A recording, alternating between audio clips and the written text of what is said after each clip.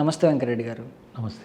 చైనాలో ఎంబీబీఎస్ చదవాలంటే best universities ఏమున్నాయండి? అండ్ ఆ ఏ యూనివర్సిటీలో ఎక్కువ చదివితే ఫ్యూచర్ అనేది ఉంటుంది? ఓకే, జనరల్గా మనం ఏ కంట్రీకైనా వెళ్ళేటప్పుడు అంటే ఎస్పెషల్లీ చైనాకి వెళ్ళేటప్పుడు మనం చూసుకోవాల్సింది ఏంటంటే ఎన్ఎంసి రూల్స్ అండ్ రెగ్యులేషన్స్ని మనం ఒక్కసారి క్షుణ్ణంగా మనం తెలుసుకోవాలండి.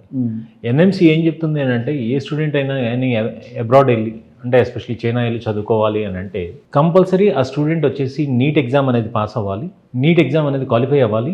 క్వాలిఫై అయిన తర్వాత తను అక్కడ ఉన్న మినిస్ట్రీ ఆఫ్ ఎడ్యుకేషన్ పొందుపరిచిన చైనా మినిస్ట్రీ ఆఫ్ ఎడ్యుకేషన్ పొందుపరిచిన ఇంగ్లీష్ టీచింగ్ యూనివర్సిటీస్ ఏదైతే ఉన్నాయో ఆ యూనివర్సిటీస్కి వెళ్ళి అక్కడ కోర్స్ అనేది వచ్చేసి నాట్ లెస్ దెన్ 54 months అంటే 54 నెలల కన్నా తక్కువ ఉండకూడదు. అంటే మన ఇండియన్ కరికులం ప్రకారం 4.5 years ప్లస్ 1 year అనేది మ్యాండటరీగా లైసెన్సింగ్ ఇంటర్న్షిప్ అనేది ఉండాలి. ఇది అయిన తర్వాత ఆ స్టూడెంట్ వచ్చేసి ఇండియాలోకి వచ్చి ఇండియాలో ఎఫ్ఎంజీ ఎగ్జామ్ రాయడానికి అర్హత పొందుతాడు.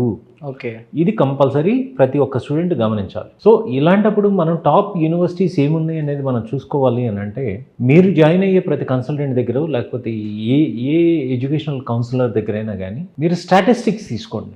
స్టాటిస్టిక్స్ ఇన్ ద సెన్స్ ఆ కాలేజ్లో ఎంతమంది ఇండియన్ స్టూడెంట్స్ జాయిన్ అయ్యారు, ఎంతమంది ఎఫ్ఎంజీ ఎగ్జామ్ పాస్ అయ్యారు, వారు ఇప్పుడు ఎక్కడ ఉన్నారు, ఏం చేస్తున్నారు అనేది క్లియర్గా ఇన్ఫర్మేషన్ తీసుకున్న తర్వాత మీకు నెంబర్ ఆఫ్ స్టూడెంట్స్ ఆ కాలేజ్లో చదివిన వాళ్ళు ఎఫ్ఎంజీ క్లియర్ చేసి ఫస్ట్ అటెంప్ట్లో క్లియర్ చేసి పోస్ట్ గ్రాడ్యుయేషన్ చేస్తున్న స్టూడెంట్లు ఎంతమంది ఉన్నారు అని అంటే ఆటోమేటిక్గా క్వాలిటీ ఆఫ్ ఎడ్యుకేషన్ అనేది ప్రతి పేరెంట్ తెలుస్తుంది. ఓకే, సో దాన్ని బట్టి మనం బేరీజ్ వేసుకోవాల్సిందే తప్ప ఈరోజు మనం మెడిసిన్ అనేది ఇంజనీరింగ్ కాలేజ్ లాగా మనం కంపేర్ చేసుకునే పరిస్థితి ఉండదు. ఓకే, అండ్ మీరు చైనాలో చూసిన మెడికల్ యూనివర్సిటీస్లో కూడా if you see the QS ranking universities maximum అన్ని యూనివర్సిటీస్ ఒక 2000 ర్యాంకింగ్ లోపే ఉంటాయి. ఓకే, సో దీనివల్ల మెయిన్ అడ్వాంటేజ్ ఏంటి అని అంటే క్యూఎస్ ర్యాంకింగ్ యూనివర్సిటీస్ ఉండటం వల్ల ఏమవుతుంది అని అంటే రీసెర్చ్ ఫెసిలిటీస్ అనేది ఎక్కువ ఉంటుంది. ఆ రీసెర్చ్ ఫెసిలిటీ అనేది ఈరోజు ఉన్న స్కిల్కి అవసరం అండి.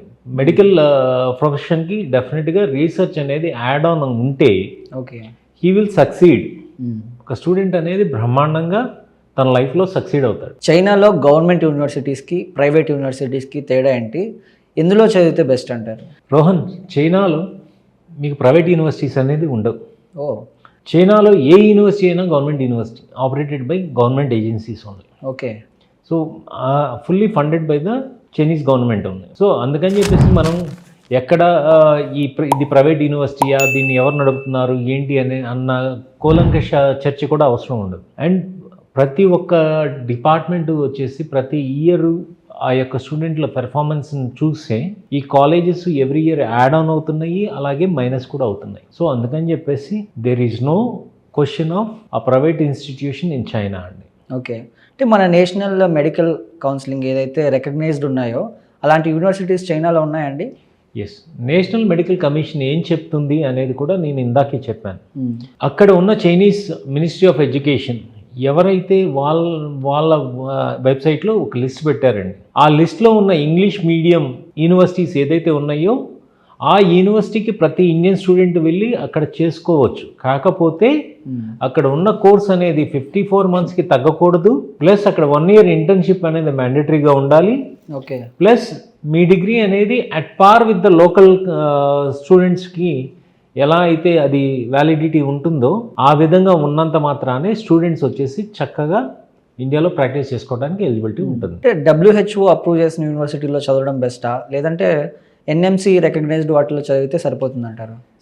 WHO అనేది డెఫినెట్గా ప్రపంచవ్యాప్తంగా గుర్తింపు ఉన్న ఆర్గనైజేషన్ అండి. ఈవెన్ మన భారతదేశంలో ఉన్న మెడికల్ కాలేజీలు కూడా కంపల్సరీ WHO అనేది గుర్తింపు ఇవ్వాలి. ఆ గుర్తింపు అనేది ఆటోమేటిక్గా ఈ కంట్రీలు ప్రతి ఒక్క కంట్రీ యొక్క మినిస్ట్రీ ఆఫ్ ఎడ్యుకేషన్ లేదు అని అంటే అక్కడ ఉన్న అక్రిడిటేటింగ్ ఏజెన్సీ ఏదైతే ఉందో ఆ ఏజెన్సీ యొక్క గుర్తింపు ఇవ్వటం వల్ల ఆటోమేటిక్గా ఇది WHO గుర్తింపు పొందుతాయి. ఒకసారి WHO గుర్తింపు రావడం వల్ల ఏమవుతుంది అని అంటే వ్యాప్తంగా ఉన్న కాంపిటేటివ్ ఎగ్జామ్స్కి మన స్టూడెంట్స్ ప్రిపేర్ అవ్వడం జరుగుతుంది. ఓకే, చైనాలో ఎంబీబీఎస్ ఇన్వెస్ట్ చేయడానికి బెస్ట్ యూనివర్సిటీని ఎలా సెలెక్ట్ చేసుకోవాలి, దానికి ఎలాంటి సిస్టమ్ ప్రాసెస్ ఉంటుందండి? రోహన్, మనం ఎక్కడ చిన్న కన్ఫ్యూజన్ పడాల్సిన అవసరం కూడా లేదు. మా స్టాఫ్ ఎవరైతే ఉన్నారో ప్రతి ఒక్క స్టూడెంట్ యొక్క మార్క్స్ వాటిని అన్నిటిని బేరీజ్ వేసుకొని అతనికి ఉన్న హెల్త్ ఇష్యూస్ ఏమన్నా ఉన్నాయా, లేకపోతే తను ఏ విధంగా చదవగలడు, ఇలాంటి వాటిని ఆధారంగా చూసి మనం పేరెంట్తో డిస్కస్ చేసి కాలేజ్ చూస్ చేయడం జరుగుతుంది. ఓకే.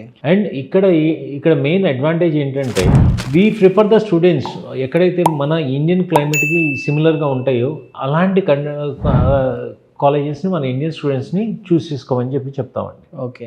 అంటే యూనివర్సిటీస్ని సెలెక్ట్ చేసుకోవడంలో స్టూడెంట్స్ ఎలాంటి పొరపాట్లు చేస్తారండి? స్టూడెంట్ అనేవాడు ఇవాళ రోజు ఏ విధమైన పొరపాట్లు చేస్తారు అని అంటే వారికి తెలిసి తెలవని నాలెడ్జ్తో లేదా ఒక మిస్ఇన్ఫర్మేషన్స్తో ఆ ఇన్ఫర్మేషన్ని అప్లై చేసుకొని నేను చెప్పిందే కరెక్ట్గా ఉంటుంది అన్న ఆ ధోరణిలోనే ప్రవర్తిస్తారు తప్ప ఇక్కడ డెఫినెట్గా ఏంటంటే వేరే దేశం వెళ్తున్నప్పుడు ఒక రెప్యూటెడ్ ఆర్గనైజేషన్ యొక్క గైడెన్స్ ఉండటం వల్ల వాళ్ళకి మెయిన్ అడ్వాంటేజ్ ఏంటంటే ఈ కాలేజ్ అనేది 4.5 years ప్రోగ్రామ్ పైన ఉంటుందా లేదా, ప్లస్ 1 year ఇంటర్న్షిప్ ఉందా లేదా, ప్లస్ అక్కడ ఫ్యాకల్టీ ఇంగ్లీష్ మీడియం ఫ్యాకల్టీ ఉన్నారా లేదా, ఇలాంటి ప్రతి ఒక్కటి తెలుసుకొని అప్రోచ్ అయితే బాగుంటుందండి. లేదు నేను వెళ్తున్నానులే, నేను ఎక్కడో వెళ్ళి చదువుకుంటున్నాను, చైనా వెళ్ళి చదువుకుంటాను, అంతా నాకు తెలుసు అని అనుకుంటే మటుకు వాళ్ళు పప్పులో కాలేసినట్టే. రైట్.